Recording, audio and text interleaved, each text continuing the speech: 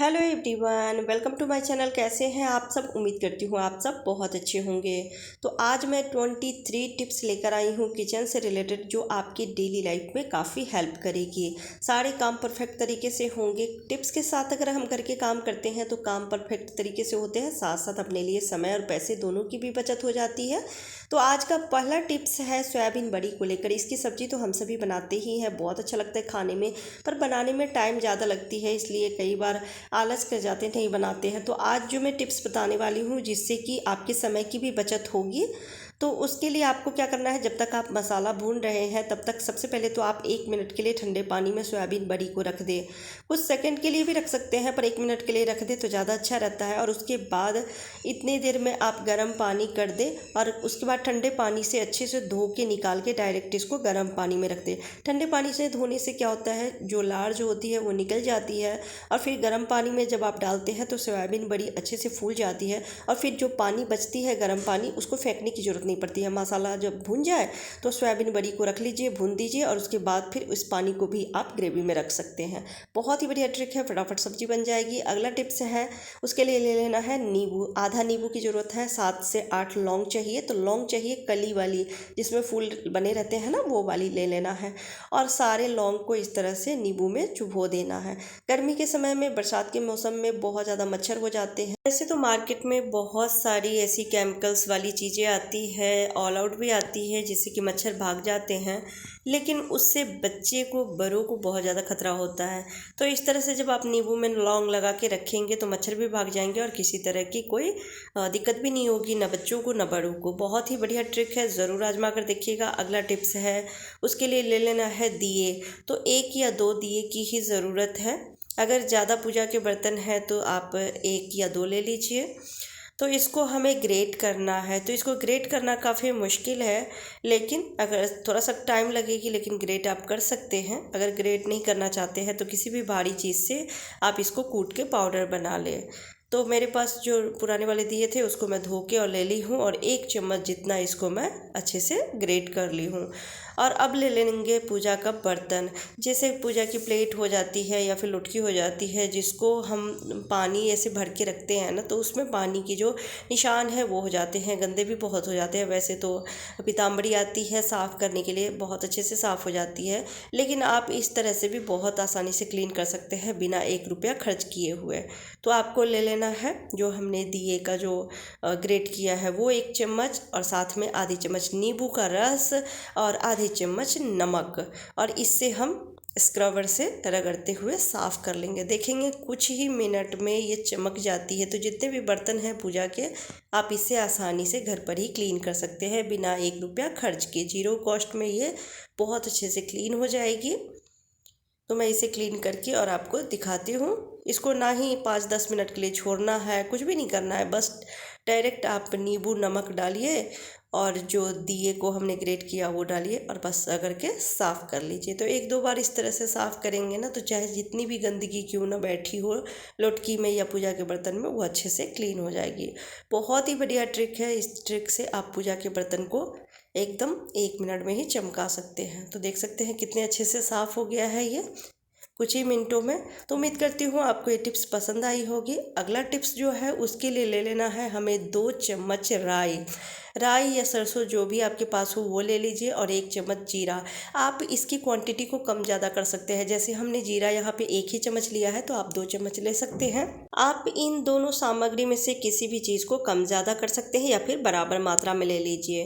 तो गैस का flame low ही रखिएगा। लो फ्लेम पे इसको हमें अच्छे से भून लेना है। तो ये भुन गई है, तो अब मैं इसे चॉपिंग बोर्ड पे निकाल लेती हूँ। इसी पे हम इसका पाउडर बनाएंगे। आप चाहे तो मिक्सर में आप एक बार चला दीजिए, अच्छे से ये पाउडर बन जाएगी। पर इतने अच्छे से हमने भून लिया है कि बेलन से भी बहुत आसानी से कुछ ही मिनट में इसका पाउडर तैयार हो जाएगी। और इतनी अच्छी खुशबू आती है ना जब जीरा को भूनते हैं और उसका पाउडर बनाते हैं, तो तो ये बहुत अच्छे से भुन गई थी, तो इसका पाउडर बना लेती हूँ। इस पाउडर को आप सलाद में या फिर दही खाते हैं तो उसमें डाल सकते हैं, सूखी सब्ज़ी बना रहे हैं तो उसमें डालेंगे। तो जिस भी चीज़ में आप डालते हैं ना उसका स्वाद दोगुना हो जाती है, बहुत ही अच्छी सब्ज़ी बनती है सूखी सब्ज़ी में डालेंगे तो इस तरह से बना के डब्बे में भर के रख लीजिए और जिस भी चीज़ में डालने हो आप डालिए, तो आप देखेंगे कि उसकी टेस्ट जो है वो बढ़ जाएगी। नहीं तो आप क्या करें कि एक डब्बे में अलग से मसाला तैयार करके रखें। तो ये जो मैं राई और जीरा को भुनी हूँ तो पाउडर बना लिए हैं। अब इसमें रखी हूँ 1 चम्मच भर के नमक, हल्दी पाउडर, मिर्च पाउडर और गरम मसाला। धनिया पाउडर स्किप कर दी हूँ क्योंकि कुछ सब्ज़ी में धनिया पाउडर नहीं जाती है, तो अलग से आप रख सकते हैं अगर आप रखना चाहते हैं तो इन सबको मिक्स करके किसी डब्बे में भर के रख लीजिए और जब भी सूखी सब्ज़ी बनाइए या किसी भी चीज़ में डालना है थोड़ा आप डाल दीजिए, उस सब्ज़ी का और उस रेसिपी का स्वाद दोगुना हो जाएगी। तो उम्मीद करती हूँ आपको ये पसंद आई होगी। पसंद आती है तो प्लीज़ वीडियो को दोस्तों के साथ शेयर कर दीजिएगा। अगला टिप्स है मिक्सर जार, तो हम डेली ही यूज़ करते हैं मसाला पीसने के लिए या फिर चटनी बनाने के लिए। तो इसकी धार भी जो ब्लेड होती है उसकी धार बहुत कम हो जाती है।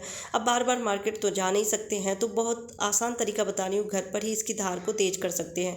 तो वैसे तो कई सारे टिप्स हैं लेकिन बहुत ही आसान तरीका बता रही हूँ कि कच्चा चावल ले ले और उसको पीस ले, एकदम पाउडर बना ले। इसके 2 फ़ायदे हैं, एक तो पाउडर बना लेंगे तो आप चाहें तो पकौड़े वगैरह फ्राई कर रहे हैं तो उसमें आप मिक्स कर सकते हैं या फिर फेस पे लगानी हो तो वो भी लगा सकते हैं और इससे जो मिक्सर की जो जग की जो धार है वो भी तेज़ हो जाती है। बहुत ही बढ़िया ट्रिक है, आप ज़रूर ट्राई कीजिएगा। अगला टिप्स है चावल को लेकर। जब चावल बनाते हैं तो कई चावल ऐसे होते हैं जो चाहे कम पानी रखें या ज़्यादा रखें वो थोड़ी सी चिपचिपी बनती है, चावल के दाने जो है खिले खिले नहीं होते हैं।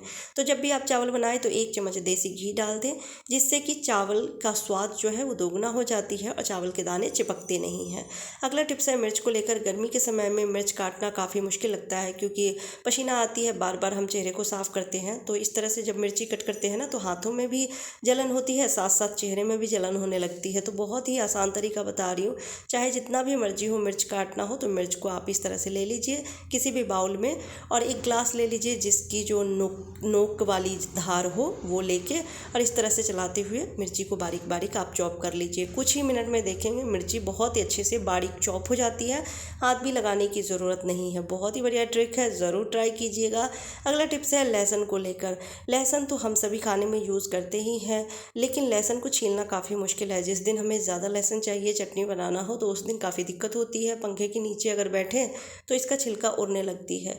तो उसके लिए बहुत ही आसान तरीका बता रही हूँ, किसी भी कटोरी में पानी ले लीजिए और 5 मिनट के लिए आप लहसुन को इस तरह से रख दीजिए। तो आप इस तरह से रख देंगे ना तो उसके छिलके बहुत आसानी से निकल जाते हैं, फटाफट सारे लहसुन छिल जाएंगे, साथ साथ इसकी पत्तियाँ उड़ेगी भी नहीं। अगर फ़ैन के नीचे आप बैठ के काम कर रहे हैं तो इसकी पत्तियाँ बिल्कुल भी नहीं उड़ती है। बहुत ही आसान तरीका है, ज़रूर आजमा कर देखिएगा। चलिए अगला टिप्स देख लेते हैं। अगला टिप्स है कि दूध तो उबालते ही हैं, दूध उबालते हैं जब अच्छे से तो आप देखेंगे इस तरह से मलाई चारों तरफ लग जाती है। तो ज़्यादातर तो हम सभी इसको ऐसे ही धो लेते हैं, इतनी मलाई मक्खन बर्बाद हो जाती है। तो आप इसी में आटा को भी गूंथ सकते हैं। जैसे हम पराठे के लिए, रोटी के लिए आटा तैयार करते हैं तो उसमें 1 चम्मच घी डालते हैं, उसकी जगह आप क्या करें दूध के बर्तन में ही आटा को गूंद लेंगे। आटा बहुत ही सॉफ्ट मुलायम तैयार होगी जिसकी रोटी बहुत ही मुलायम बनेगी। इस आटे की रोटी बिना दांत वाले भी खा सकते हैं, बच्चे बड़े सभी बहुत प्यार से खाएंगे। तो इस ट्रिक से ज़रूर आटा को तैयार करें। अगला टिप्स है कि कई बार हम जल्दबाजी में आटा ज़्यादा गूंद लेते हैं या फिर कई बार मॉर्निंग में हमें बहुत ज़्यादा काम होती है तो रात में ही आटा गूंद के रख देते हैं। तो फ्रिज में आटा रखने से पहले आप क्या करें, थोड़ा सा ऊपर से तेल ज़रूर लगा दें जिससे कि आटा काले नहीं पड़ेंगे। तो उसकी रोटी जब बनाएंगे ना तो अच्छी बनेगी, ऐसा लगेगा जैसे आप ताज़े आटा गूंद के और फिर उसकी रोटी बना रहे हैं। अगला टिप्स है सीताफल को लेकर। कई बार कद्दू हम ज़्यादा खरीद के ले आते हैं, फिर बनाते थोड़ा ही है बाकी रख देते हैं, तो रखने से ना ये सूख जाती है, चाहे फ्रिज में ही क्यों ना रखें।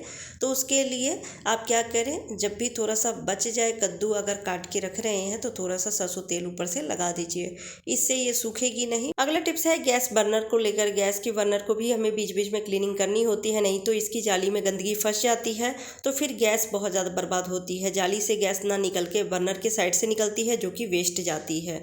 तो उसके लिए बहुत अच्छे से क्लीनिंग करिए। तो क्लीनिंग करने के लिए आपको ले लेना है 2 गिलास गर्म पानी और 1 नींबू का जूस, और अब ले लेना है 1 पैकेट इनो। तो इनो को आप थोड़ा ज़्यादा ही रखिएगा, तो इस तरह से एक पैकेट मैं पूरा रख दी हूँ और अब इसको छोड़ दूँगी 10 मिनट के लिए, जिससे कि जितनी भी गंदगी है अच्छे से फूल जाए। तो ये बहुत अच्छे से क्लीनिंग होती है, चाहे कितना भी गंदा क्यों ना हो। गैस का बर्नर आप देखेंगे आसानी से क्लीन हो जाती है, कोई झंझट नहीं है, ज़्यादा खर्च भी नहीं है और ना ही मेहनत है। तो स्टील वाला जो कुचा आती है उसी से मैं रगड़ के साफ़ कर लूँगी और दिखाती हूँ आपको कि ये कितने अच्छे से क्लीनिंग हो जाती है। जबकि ये मेरा गैस का बर्नर बहुत ही पुराना है और कितना गंदा था, फिर भी आसानी से क्लीन हो गई है। तो इस तरह से गैस के बर्नर को आप साफ़ कर सकते हैं, कम मेहनत में, कम खर्च में।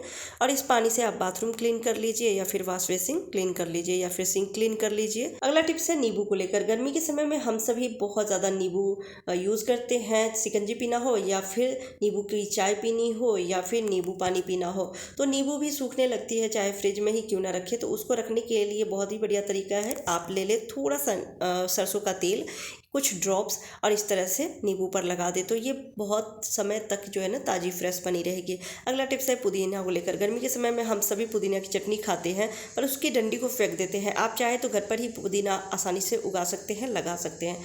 तो पत्तियाँ निकाल लीजिए और उसकी डंडी को किसी कप में या कांच की ग्लास में या कांच की बोतल में इस तरह से रख दीजिए। सारे आप डंठल को इकट्ठा करके चाहे तो इलास्टिक वाली रबर लगा दीजिए या फिर ऐसे ही रख दीजिए और आधा पानी रख दीजिए। जितना बॉटल है उसके आधे तक पानी रख के और ऐसी जगह रखिए जहाँ पे थोड़ी थोड़ी धूप आती हो, तो देखेंगे बहुत अच्छे से लग जाती है। पुदीना घर पर ही तैयार हो जाएगी। अगला टिप्स है भिंडी को लेकर। भिंडी की सब्जी तो हम सभी खाना पसंद करते हैं पर इसे बनाना बहुत मुश्किल है, खासकर मॉर्निंग के टाइम में, क्योंकि इसको धोना, पोंछ के सुखाना और उसके बाद कट करना रहता है। तो मैं बहुत ही आसान तरीका बताऊंगी इसको कट करने का। वैसे तो ज़्यादातर हम सभी एक एक करके भिंडी कट करते हैं जिसमें बहुत ज़्यादा समय लग जाती है। तो आप क्या करें, बहुत ज़्यादा जल्दी हो तो एक साथ 10, 15, 20 भिंडी को कट कर सकते हैं। तो जो अच्छी वाली भिंडी हो वो चुन चुन के और लंबी वाली भिंडी इस तरह से ले लीजिए और एक रबर लगा लीजिए। रबर लगाने से क्या होता है कि ये सारी भिंडी ऐसे एक साथ रहेगी और उसके बाद आगे पीछे दोनों तरफ कट करके हटा दीजिए और फिर आपको जितने भी बड़े या छोटे छोटे टुकड़ों में कट करना है आसानी से इसको कट कर सकते हैं। और इस तरह से जब हम कट करते हैं ना तो दिखता भी है कि कहीं कीड़े वगैरह नहीं है। बहुत ही आसान है इसको कट करना। इस तरह से किलो किलो भिंडी आप मिनटों में ही कट कर सकते हैं।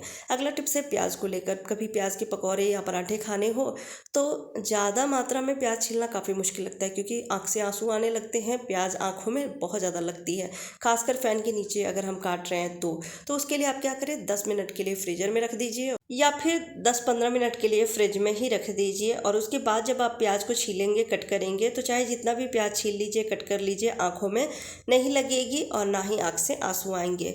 अगला टिप्स है कि कई बार जब हम फ्रिज में आटा बच जाती है तो रख देते हैं, पर उसके बाद जब हम उसकी रोटी बनाने चलते हैं तो नहीं बनती है रोटी, एकदम टाइट कड़क रोटी बनती है जो कोई खाना नहीं पसंद करता है, चिमराइन हो जाती है आटा उस वजह से।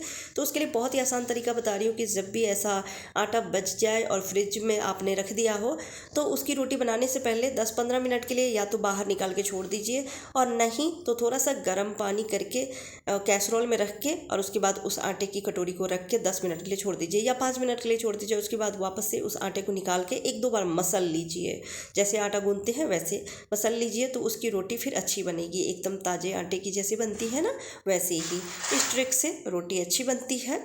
तो उम्मीद करती हूँ आपको ये टिप्स पसंद आए होंगे। अगला टिप्स है साड़ी को लेकर। साड़ी, ब्लाउज, पेटीकोट अगर एक जगह रखे तो ज़्यादा बढ़िया रहता है, क्योंकि कहीं पर भी जाना हो, पार्टी फंक्शन में जाने हो तो ब्लाउज़ कहीं और, पेटीकोट कहीं और, तो फिर ढूंढना पड़ता है, टाइम वेस्ट जाती है। कई बार तो मिलती भी नहीं है मैचिंग पेटीकोट या ब्लाउज़। तो उसके लिए बहुत ही बढ़िया तरीका बता रही हूँ, जिससे कि आप ब्लाउज़ या पेटीकोट को साथ में ही रख सकते हैं और आसानी से मिल भी जाएगी और देखने में भी अच्छा लगता है। तो जिस भी साड़ी को आपको फोल्ड करना है तो ब्लाउज़ को पहले इस तरह से रख दीजिए और उसके बाद आप 2 हुक लगा दीजिए जिससे कि ये निकले नहीं। और उसके बाद जो एक्स्ट्रा कपड़ा है ब्लाउज़ का उसको भी अंदर ही फोल्ड करके, पर एक चीज़ का ध्यान रखिएगा कि जो ब्लाउज़ आप लगा रहे हैं वो सेंटर में लगाइएगा। तो सेंटर में ब्लाउज़ को लगा देना है और उसके बाद हुक लगा के जो एक्स्ट्रा कपड़ा है उसको इस तरह से मोड़ दीजिए और उसके बाद साड़ी को पहले एक बार फोल्ड कीजिए। जहाँ पे ब्लाउज आपने लगाया है वहाँ पे आप एक बार फोल्ड कीजिए, उसके बाद फिर दोबारा से आपको इस तरह से मोड़ देना है और जो एक्स्ट्रा बच गया साड़ी उसको ब्लाउज में इस तरह से फिक्स कर देना है। ये बहुत अच्छे से फोल्डिंग हो जाती है, खुलती नहीं है, जैसी मर्जी हो आप इसको रख दीजिए कहीं पर भी, ये बिल्कुल नहीं निकलेगी और साड़ी और ब्लाउज एक ही जगह रहेगी। देखने में भी बहुत प्यारा लगता है, ढेर सारे कपड़े कबट में इस तरह से आ जाएंगे। अगला टिप्स है, जब हम ट्रैवल करते हैं तो बहुत सारी ज़रूरत की चीज़ें हमें साथ में ले जानी होती है। हम सोचते हैं कम से कम जगह में ढेर सारे सामान ले जाएं, जिस वजह से सामान को ठूस ठूस के एक ही बैग में रख देते हैं, पर जब रास्ते में ज़रूरत पड़ती है निकालते हैं तो एक के साथ दूसरा सामान गिर भी जाती है, मिलती नहीं है, कई बार परेशान हो जाते हैं। तो आप सही तरीके से सामान ले जा सकते हैं कम से कम जगह में, और एक ही बैग में बहुत सारे सामान आ जाएंगे। तो उसके लिए आपको ले लेना है इस तरह से, जो भी चार्जर लीड वगैरह ले जाने हैं उसको पहले आप लपेट लीजिए अच्छे से, क्योंकि ऐसे हम रखते हैं तो उलझ जाती है। और उसके बाद इलास्टिक वाली रबर से अच्छे से इसको बैंड कर दीजिए, और बैंड करने के बाद ले लीजिए चश्मे का खाली बॉक्सेस, जो हम लोगों के पास बड़े ही होते हैं, कोई भी गॉगल्स का है या फिर किसी बड़े बुजुर्ग के पास तो बहुत सारे चश्मे होते हैं, तो उनके खाली बॉक्सेस ऐसे पड़े रहते हैं इधर उधर, तो उसको आप यूज़ कर सकते हैं इस तरह से। सारे चार्जर एक जगह सुरक्षित रहेंगे, कम जगह में भी, और ख़राब भी नहीं होती है, इधर उधर गिरती नहीं है। कई बार होता है ना कि हम चीज़ों को इधर उधर रख देते हैं, फिर कोई सामान निकालने जाते हैं तो दूसरा सामान गिर जाती है, हमें पता भी नहीं लगती है, गुम हो जाती है।